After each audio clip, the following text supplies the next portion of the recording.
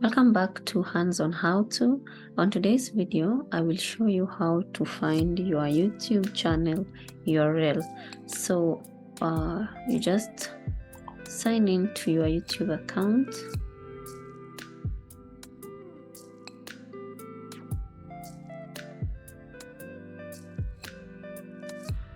Once you are on your YouTube account, you click on your profile.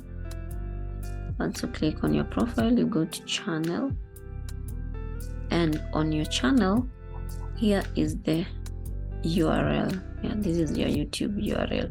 So if you copy this URL, let us see where it's taking us. Okay, so just click. Yes, so if I click on a new tab and paste the link here, see. Yes, so you see it just taking me back to my YouTube channel. And so that is how you find your YouTube channel URL. So if this video was helpful, don't forget to like, comment, and also subscribe. So see you in my next video. Bye.